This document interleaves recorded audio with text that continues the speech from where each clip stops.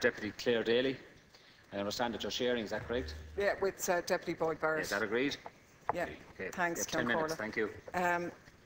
I think, bringing in a standalone provision on children's rights, affirming the individual right of the child, is a very positive measure. I think aspiring to a firmer protection for children under the Constitution is a very good thing, and I wouldn't in any way underestimate its impact. I think it is a significant piece of work, and I very broadly welcome it in that parameter. I think it is somewhat ironic that we've had 5 referenda around the issue of the rights of the so-called unborn, when the rights of born children have been systematically ignored in this state. And I would take issue actually with the Minister for Finance, who says we've a good record in this regard. Now, nobody is at fault personally, but we have an appalling record in relation to children's rights. Well, historically, obviously with the industrial schools and the Magdalen laundries, but recently as well in the children who've died in state care and so on. So I do think we've ground to catch up,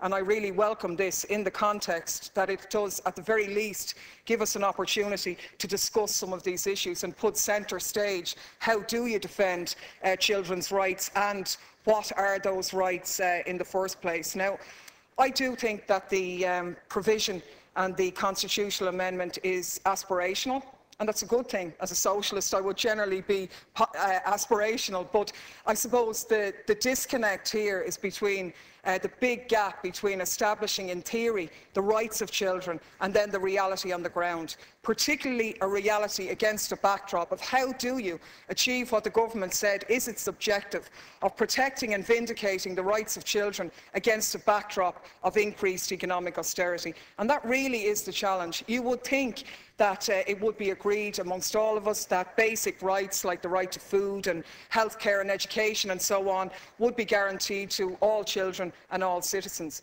But even during the boom, that wasn't the case. We had traveller children being left behind, asylum seeker children and so on. And now in the new economic climate, with increased costs on families and a decrease in the family budget, it's quite clear that meeting the basic needs of children is becoming problematic for tens of thousands of families. The CSO said an average family needs €810 a week to adequately provide for its needs. Clearly, most families in the state are well short of that. The idea of a secure home, a happy family home, is being threatened by mortgage arrears, by the way in which the government is implementing changes in rent allowance, almost 100,000 people in receipt of rent allowance, many of them being forced to move out of the areas where they've lived in because of the government cutbacks. Their children, some of whom the parents campaign for to get into special schools in the area, have to uproot and leave, not to mind all the cuts to family income support and all the rest of it. And it's unquestionable that this economic austerity is giving rise to serious mental health problems, depression and so on, linked to financial anxiety in many homes around the country. Aware reported a 29% increase in calls to its hotline, and they linked that increase directly to the debt burden. And it is a constant struggle for a lot of parents to maintain a happy home, and obviously those who face decades of debt or the potential of eviction have a serious problem in trying to provide security for their children. And unless we address these issues, well then it really is very much a lopsided debate. I think that's particularly apparent when we look at the issue of education, because the irony is that actually one of the few child-centred clauses in our Constitution is the right to free primary education. But the dogs on the streets know that it isn't free, and a lot of children aren't accessing it properly because of economic austerity. We have the rising costs of education, school books, extra pressure and so on. We don't really have time to develop the points now, but it is ironic in some ways that that right is in the Constitution, but in reality it isn't really there. We see that similarly with the clauses where any school which gets public money shouldn't have a religious ethos or expose children to indoctrination, but still children don't have a right to be excluded from religious instruction as a normal part of the day. I think obviously this week, sadly, the issue of bullying in the schools has been centre stage, and the rights of children in that environment, again, needs to be addressed. There's been huge bodies of work done on this, but unless we address these things, well then really, you know, the idea of protecting children's rights in an increasingly unequal society is very much lip service unless these basic issues are addressed. And maybe that's why RTE and the media aren't picking up on it as much. Maybe people feel that it's maybe, while it's important, and I'm not in any way underestimating that it is a step forward, how much really is it going to mean? Now, a lot has been made on how this is going to impact on vulnerable children. And the objective, obviously, is to place the protection of children at the centre of decision-making. And that is a really good thing. There's a lot of talk about early intervention, and you know, that would be welcome. But here we have the sort of gap between reality and aspiration again, because early intervention means more social workers, more guards, and more welfare provisions to help those who are struggling. And you see, we can dress it up any way we like in terms of rationalisation and, you know, improved working methods. The reality is that early intervention means more staff hours, a skillful approach by well-trained people. I mean, inexperienced people and overworked people make mistakes and can cause damage by their intervention.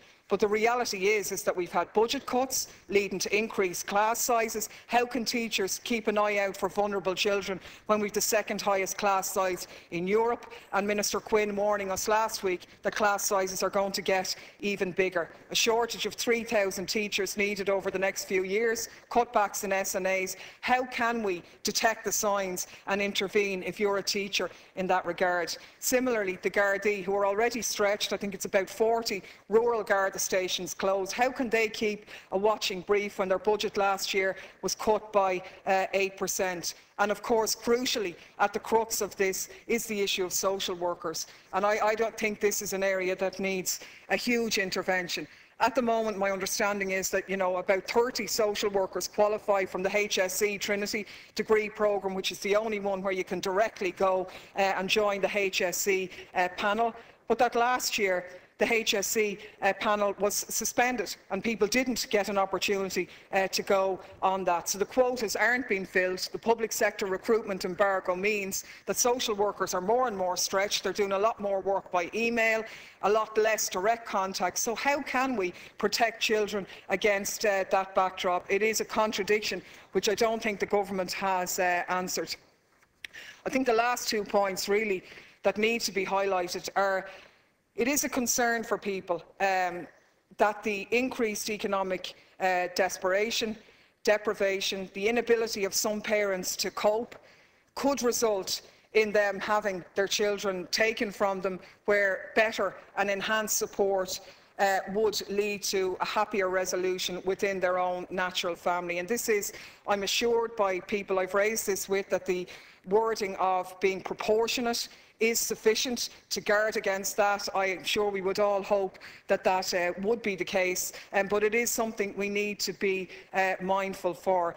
There is a lot of talk about increasing adoption rights, giving children the opportunity of a second chance in a loving home, and that's obviously something that we would all be in favour of, but we have to be extremely careful in that regard. The history of adoption in Ireland is not good.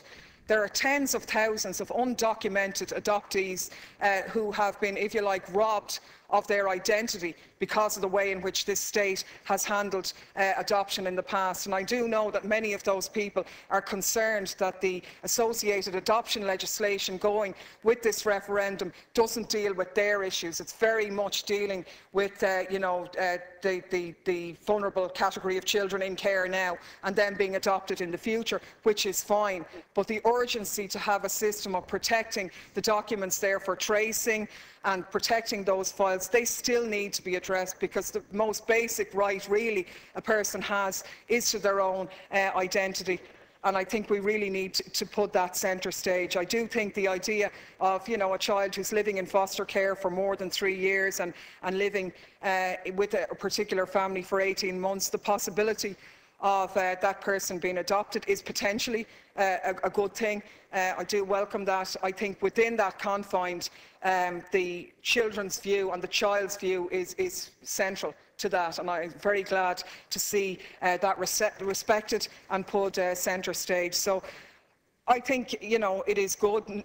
Very few people are going to oppose this referendum, and I think the really good thing about it is that it allows us the opportunity to discuss some of the complexities around these issues and to put the spotlight on it. But we need to do a lot more to really vindicate those rights. It does mean a complete standing on head of a lot of government policy in other areas, particularly the economic ones, and they are the ones that we'll be calling on when it gets to the budget and all of that, is really to put your money where the aspirations are. Otherwise, we will be failing children in this state yet again. Thank you, Deputy Richard Boyd Barrett.